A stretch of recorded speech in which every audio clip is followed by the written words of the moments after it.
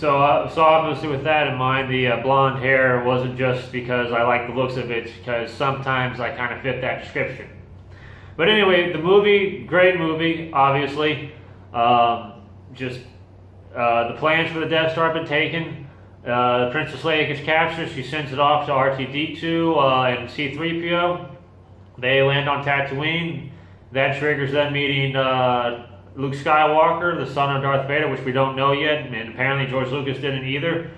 Ben Kenobi, aka Obi-Wan Kenobi, or vice versa. And that just started the whole series of them meeting Han Solo and Chewie, going into space, trying to find Alderaan. It wasn't there because it got blown up by the just now completed Death Star. They get abducted by the Death Star, they rescue the princess, and after a battle over the Death Star, they ended up destroying it right before they destroy the Rebel base. Granted, for the longest time, and it's kind of still to this day, even with 7 coming out, even with 7 being their whole reboot to that, I kind of always see Episode 4 kind of like really more of a rescue the princess movie. I feel like I've always kind of seen it like that, even though for the longest, aside from the message that she got from that she gave R2-D2 for Obi-Wan Kenobi, and the fact that up until they actually go to the Death Star, both plots are 2 different plots. For some reason, I just always saw that as, granted, like when I first remembered seeing Star Wars with my dad when I asked him, it was because I realized I was starting to have the ability to remember. So I wanted to see Star Wars again because now I could finally remember the movie. So even my first memory wasn't the first time I saw Star Wars. I can at least know that much. So again, for longer than I can remember, I've always seen Episode 4 as a Rescue the Princess movie. And I always thought it was a good movie because of that, and I don't know, that is part of the plot, even though it's not a major part of the plot as much as it is the Empire looking for the Death Star plans, and Luke and R2-D2 just happen to happen. Anyway, great movie. I would probably say it's my 3rd favorite Star Wars movie out of all 7 of them. I guess I'll count Rogue One later in the mix after the other films, but moving on to Episode 5, which is definitely my 2nd favorite Star Wars movie for obvious reasons. It's just, from beginning to end, it's just a whole, it's just one of those sequels, if not the sequel, that just set the milestone for all other sequels, if you don't count Godfather Part 2. Of how all the other sequels in a trilogy, or let alone sequels in general, should be. It was definitely, like, still to this day I hear people reference Empire Strikes Back when they give examples of good sequels. Both, just people on the street, just people on the internet, and just even critics that rate other movies. They tend to highlight The Empire Strikes Back as the precipice for how all sequels should be. And for Yoda, for the whole twist ending, the revelation of I Am Your Father, which wasn't a thing until they were writing Episode 5. Back in Episode 4, they really were 2 different people, Anakin Skywalker and Darth Vader was. It wasn't until he decided to make that twist ending that they ended up being the same person, and then that's what caused the whole backstory of what we have now, which is why it's called Episode 5, since it came out in 1980 and not Episode 2. Like it was called in the original draft. But, great sequel, great Star Wars movie. It's very campy, but it's still a very classic 1980 campy movie, especially for the sci-fi fantasy genre, that I think anybody can agree, if they're a Star Wars fan, or even if they've seen Star Wars, that's definitely a good one to watch, if not rewatch, on a couple occasions. That and Episode 4, of course. Next up is Episode 6, which would probably be my 4th favorite Star Wars movie overall. It's kind of well known that it's the lesser of the original trilogy movies. That and I think at the beginning, that one was my favorite when I was a kid, and then I got older, I realized why it was my favorite as I was a kid. And then again, for the longest, when I was also a kid, for some reason I didn't like Empire as much. Mainly because I wasn't old enough to know what I liked about it or what I was supposed to get from that movie. But you know, and then eventually, like I said, I realized growing up, I realized why that was, and that is because all day long, Return of the Jedi is a kids movie. You know, as soon as they get off of Jabba's palace and into space, after that first act is over with, it's pretty much just a kids movie after that, which is probably why I always found Jabba's palace's scene to be my least favorite, although I grew to like it because it was capturing Han, and I like the bottomless pit thing. I thought that was pretty cool. But beyond that, it's just a kids movie. You know, even George Lucas went as far as saying that he made that movie the way he did because at the end of the day, it was for the kids. Like supposedly, like an original draft for the movie would have been that that once Vader was dying in Luke's arms, Luke was going to put on the helmet of Darth Vader and say, "Now I am Darth Vader," and that would have been the end of the movie. And so that would have led on to what Lucas was originally going to do if he went with that ending, and if he decided to do a sequel trilogy right then and there. And basically, Leia would have to be the one to basically destroy the Empire, and basically her and Luke would have to face each other. Which is why in Episode 5, when Ben and Yoda are talking, they're saying, no, there is another. He was kind of, you know, at that time he was still thinking that that's how he was going to end Episode 6, how he was going to end this trilogy. Obviously, he didn't go for that, and I think everybody would agree that was for the better. It gave a whole much more hopeful meaning to the original trilogy, which makes sense because in '81, that's when Episode 4 got its subtitle, Episode 4: New Hope. So it made him ending Jedi the way he ended it gave it a lot more. Made it a lot more of a better story and a better finale for the Star Wars saga, especially in the George Lucas era with the 6 movies that he did. But yeah, I mean, at the end of the day, it's my 4th favorite Star Wars movie overall. And like anybody else, it's definitely it's a good movie, but it's definitely my least favorite when it comes to the original trilogies. Next up is my 6th favorite Star Wars movie, which would be Episode 1, The Phantom Menace. And I remember it being a mission for me to try to see this movie for the longest time. Like, it seemed like you could never find this movie, and that if you wanted to find this movie, no matter how young you were, you shouldn't ask where you could find this movie because nobody had it, because nobody wanted it. Like, this was like the movie you should never own for the longest time. And I saw it, and I didn't really see what was wrong with it. Again, I was 8 years old at the time, 9 years old at the time when I finally saw Phantom Menace. This was after I saw the original trilogy and after I saw Attack of the Clones in theaters.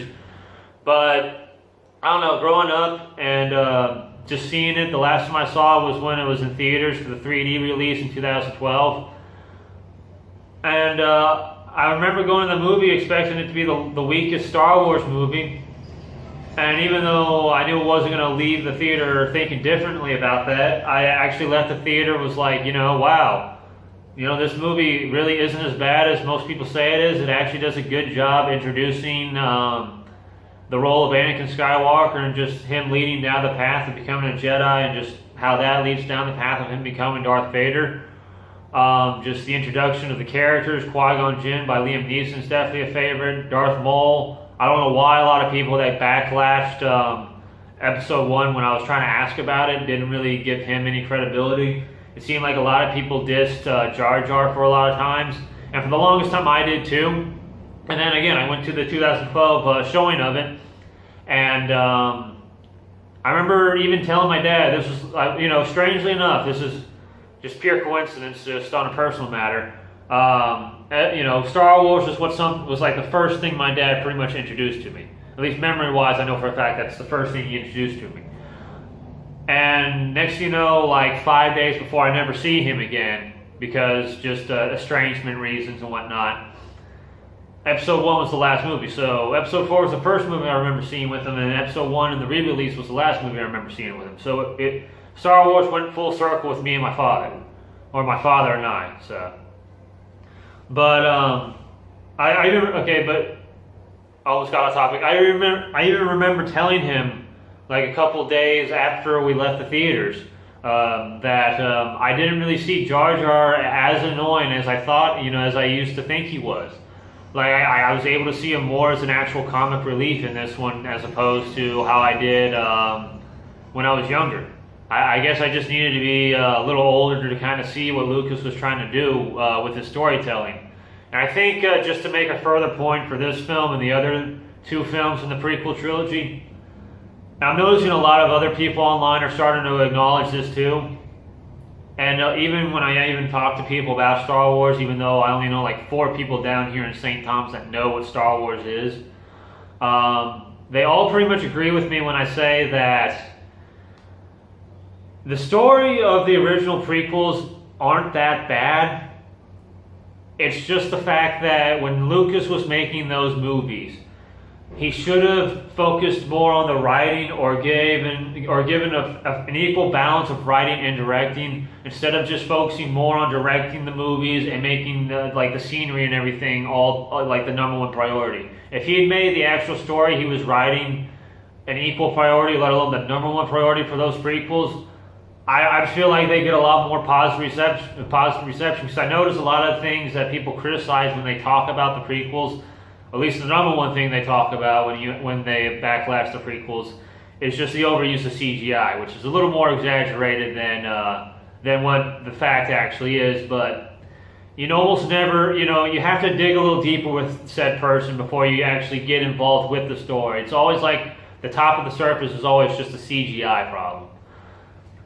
But with that being said, I see episode 1, 2, and 3, all the prequel trilogies, as pretty genuine, good storytelling movies, especially since, in my opinion, they give out like 60% of the lore, if not more, of the Star Wars saga that everybody knows of.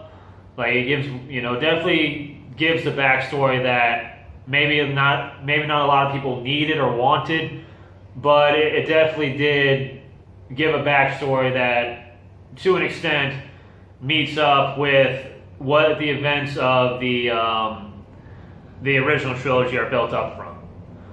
And so, obviously the pod racing scene, Darth Maul, Qui-Gon, I don't know, I just thought this was a really good movie. It's definitely, like I said, my 6th favorite, but it's definitely, even when it was just those 6 films, even though it was my 6th favorite, and being 6 out of 6 obviously makes it my least favorite, I would never go as far as saying it was a bad movie or it was like the worst Star Wars movie ever, unless, again, you went by least favorite is another word for meaning worse, and I guess by that logic, then it would have been my worst Star Wars movie. But if you didn't go in that field of technicality, then I would say it was a good movie, and I would still say it's a good movie. Next up on the list would be Episode 2, Attack the Clones. This is the first one I remember seeing in theaters. I remember apparently my mom and my dad took me to see Episode 5 in theaters when they came out for the 20th anniversary. So I was like 3 years old at the time when this came out, in August of '97. And we never, they had to take, because I had to be that one kid that goes to the theaters and just, the parents just have to take them out because they're just being a bother to everybody. So, one of my first movies was seen Empire Strikes Back, but I never saw the movie from beginning in theaters. So, going back on track here, episode 2, definitely remember seeing that in theaters. I saw that with my paternal grandmother and my aunt on my dad's side. I remember seeing that with them. I remember the love story between Anakin and Padme, and I can kind of say that's probably got me interested in doing love story, into romance. Maybe not so much romance novels or romance stories, but just romance development between two characters. I think this film definitely kind of started that for me, to where if you see my other videos on my channel, you'll see like a vlog for another relationship, or actually 2 technically, because I remember I did another video last month about a relationship or a potential relationship in another show.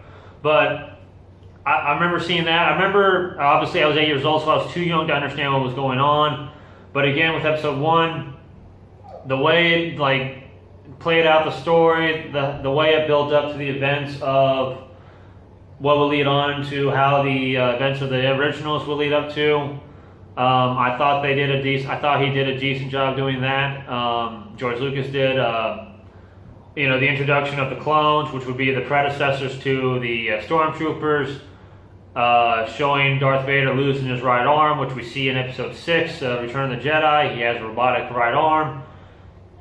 Just the things that they did to build up to, and just showing his dark side coming out when he's seeing his mother dying, and out of anger he slaughters all the members of the tribe of the Sand People or Tusken Raiders on Tatooine. Just seeing him dig into the dark side, I just feel like the build up for this movie was definitely a good job, and that's why I would say I like this one better than Episode 1, because it not only picks up where that, okay, maybe not picks up where that one left off because there's a 10-year gap, but this one continues the story that started with Episode 1, and it further ties everything together, and it, again, it just did a good job doing that, and it gave a deeper, it gave a deeper involvement or involvements to the overall story of Star Wars and the Star Wars Saga, and how pretty much the whole movies is pretty much the fall and redemption of Anakin Skywalker. And I definitely feel like after this movie, I started realizing that that's what the whole Star Wars Saga was about. And then that would be my fifth favorite Star Wars movie. So my number one favorite Star Wars movie, and I know I'm probably going to get a lot of shit for this, but again, you're talking to somebody whose whole life up to this point was leading up to watching Star Wars, making an admission to see Star Wars movies, studying Star Wars more than an 8-year-old should. Maybe not, actually, who knows. But here I am, I still say to this day, 2002 to 2005 is probably the longest 3 years of my life, just because it was the 3 years before Episode 3 came out. And, basically my whole 11 years of my life was basically leading up to how all this happened.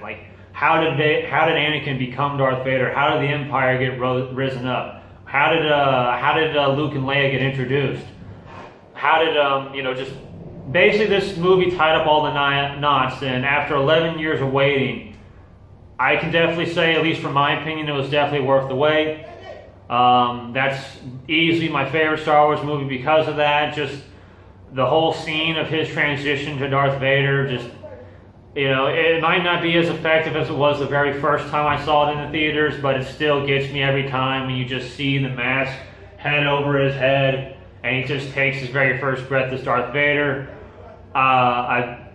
Just that moment, General Grievous, the assassination, or I guess the defeat of Count Dooku, his whole fall of the dark side, and I guess the reason being, again, continuing the whole love story thing, and just tying everything all together, that way, just, even though there's a 19-year gap in between, just builds up to the events that happened from Episode 4 to Episode 6.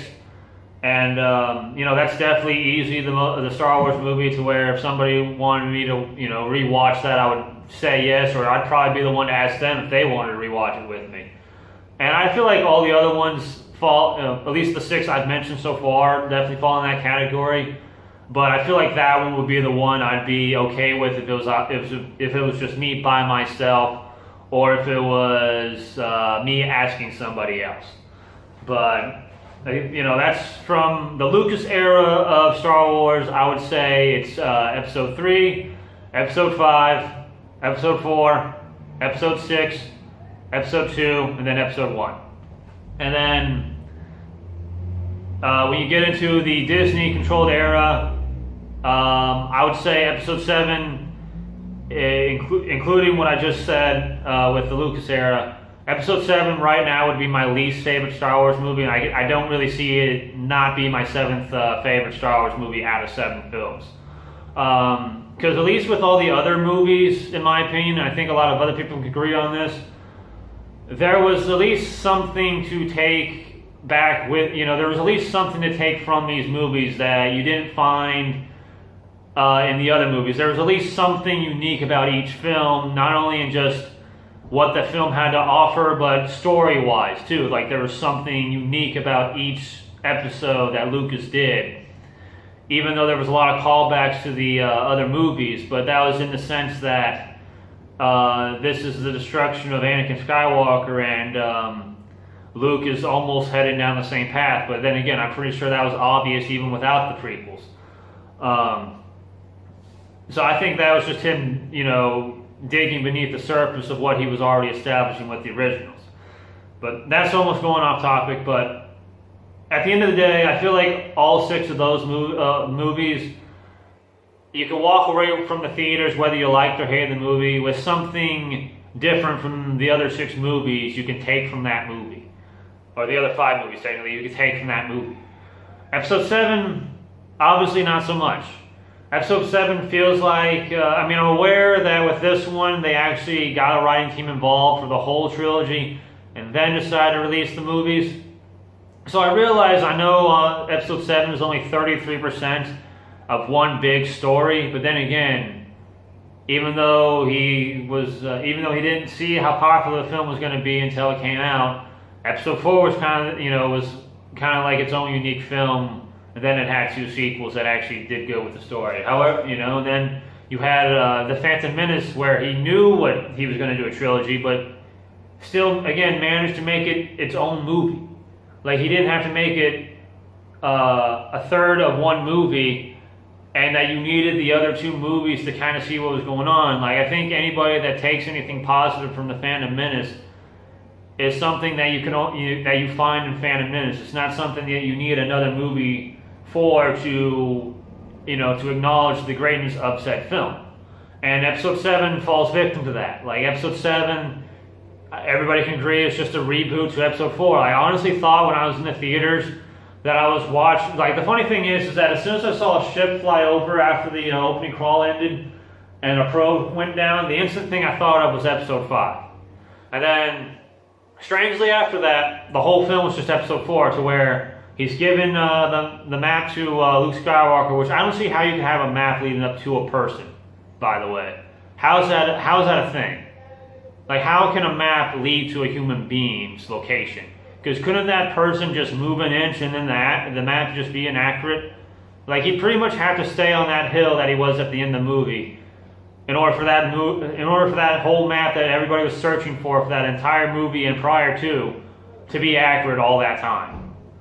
So, the map to the location makes sense. The map to Luke Skywalker, the person, I can't really sit well with that. I guess to be biased, maybe if Lucas had written that story and he wrote that, I probably would have given him a pass or a pat on the back. Maybe not a pat on the back, but I probably would have just given him a pass and just be like, okay. But it just seemed like, okay, Lawrence Kasdan, you wrote 5 and 6 and the screenplay to Raiders of the Lost Ark. You're given the opportunity to make another Star Wars sequel, and you end up just making the one Star Wars original movie you weren't able to write with? Like, really? Obviously, there's a lot more complaints with this movie. It seems like out of all the... I almost went off topic. But I honestly thought when I was in the theaters that this movie was not a sequel. It was a straight-up reboot. Like, Episode 7 was just what they decided to call this movie, seeing as how Episode 4 is what they decided to call Episode 4, even though that didn't happen until 1981, not 1977. It wasn't until they were actually in the meeting of talking about Starkiller that you actually found, that they actually acknowledged the Death Star. And then right then and there, I was like, oh, okay, so this is a sequel. But that didn't really make that any better.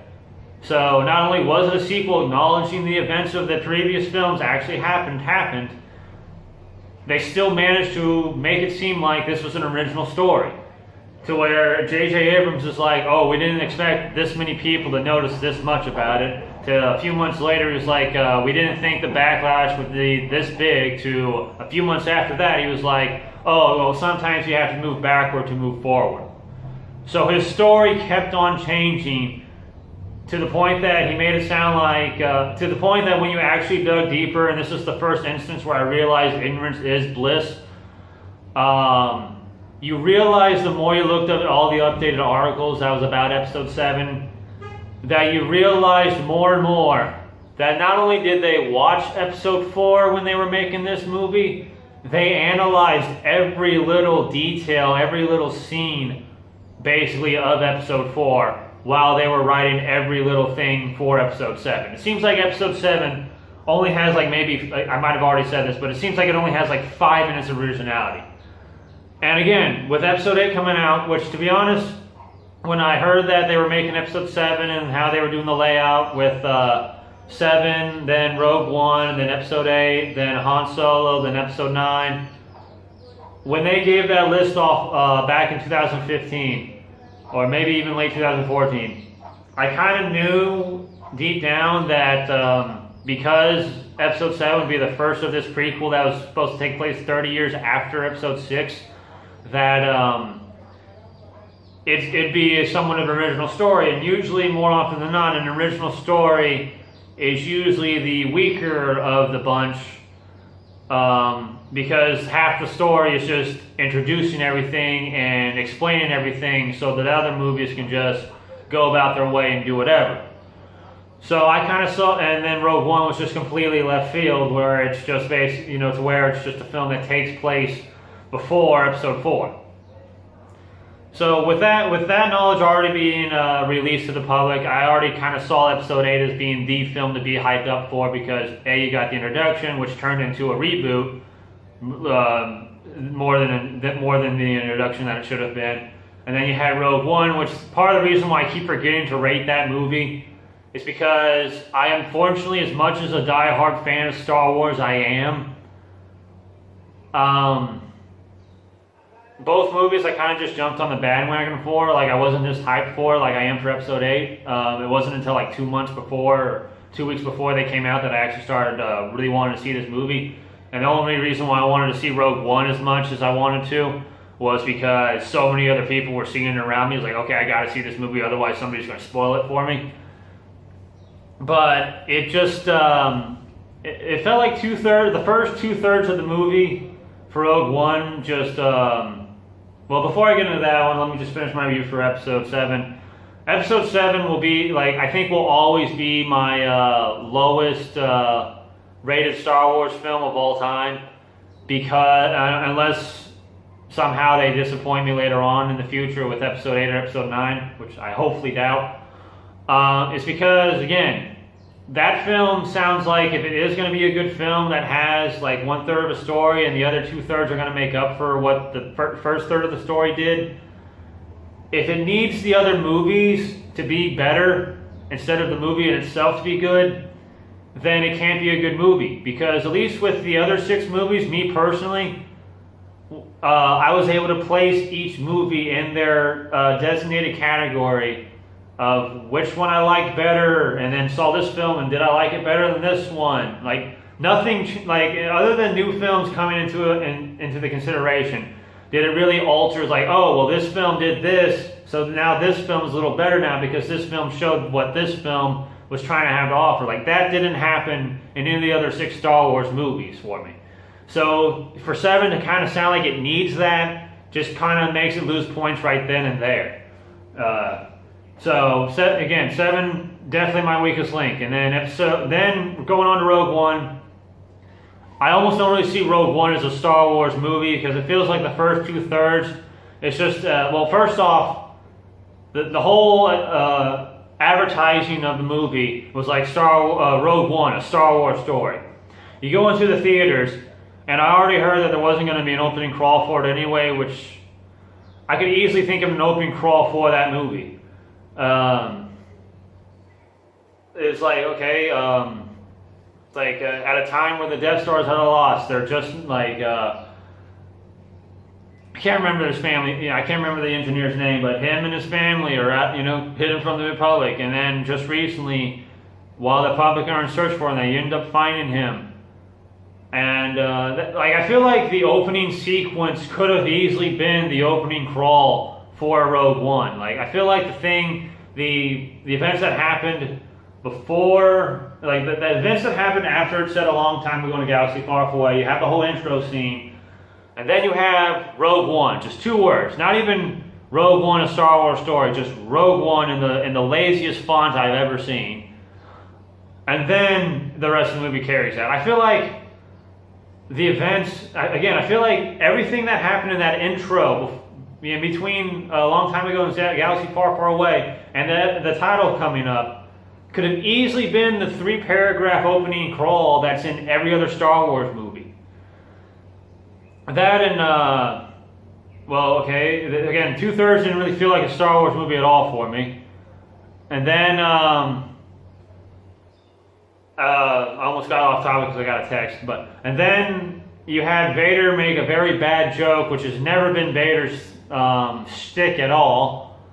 Like, it just didn't even feel like Vader to me. It didn't even sound like Vader, let alone Episode 4 Vader. I'll admit his hallway scene was pretty cool, but I often forget about that scene, to be honest. I often forget about the movie, obviously, to be honest, if you haven't really paid attention to this last half hour. And, you know, you had the most obnoxious character out there be the main character. Like, I don't know if it's really her voice or just her attitude in the whole film, but I can't say I'm a really big fan of Felicity Jones, to the point that even when I watched Inferno with Tom Hanks in it, as much as I thought the movie was decent, I still couldn't stand the actress. Like, the character, from what I read in the book, was actually pretty good, but for some reason, the way Felicity Jones dished it out, it was just, it just made the film a little more of a weaker link than it should have been. And then, with that in line, then you had the final act finally be a Star Wars movie, and then they had to go fuck it up by ruining up the one line that you're supposed to say in every single Star Wars movie. I have a bad feeling about this. Instead, you have the droid start saying this, and then as soon as he starts saying the word "this," they interrupt him. It's like, so they couldn't even let him finish the last word to make the whole thing a Star Wars movie a Star Wars movie. Like it wasn't for the fact that I made it that far into the movie, let alone the fact that the first 15 minutes into the movie, I had to fight myself to keep from looking at my watch, and somehow I made that whole movie without looking at the watch, let alone fight the urge to walk out of the theaters because I really didn't want to just walk home for nothing. But I mean, if I had to put, if those 8 films came into consideration of the live action ones, that would be definitely my 8th out of 8. Like, that is, like, my mindset of that movie is that I went a whole 22 years not seeing that movie, let alone not feeling like that new movie needed to come out, which I realize that's me basically saying everything every other prequel hater says about 1, 2, and 3. So I guess I'm eating my own words there. But my mentality is, okay, I didn't need this movie the first 22 years of my life.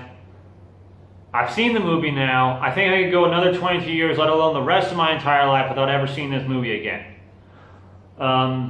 Easily my least favorite Star Wars movie, to the point that I don't even consider it Star Wars, especially because it seems like the movie itself didn't consider itself Star Wars. And then maybe the Clone Wars, the 2008 film, which I'll go as far as saying that I've seen the Clone Wars that took place between 2003 and 2005 that actually took place between episode 2 and 3, both universe-wise and film release-wise, and they did a good job tying up everything that led into the third film. Like, it felt like it picked up right where the second film ended. It left off right where the third film began. I thought it did a good job. I thought that 2003 to 2005 Clone Wars is probably still the best one. I'm on season 5 now of the 2008-2014 Clone Wars, and I'm probably like 17 episodes away from finishing the series. And I've only seen 1 episode from Rebels, but you know, finishing the 2008-2014 Clone Wars is definitely on my to-finish list. Rebels is definitely on my to-eventually-watch list. But the movie, first glance, I didn't really like it. Then I saw it again before I started watching the Clone Wars earlier this month, 2008-2014 series. And I'd say at the end of the day, it might. I know it's definitely better than Rogue One by a mile or 2, but I think to a degree it could also be better than The Force Awakens, in my opinion.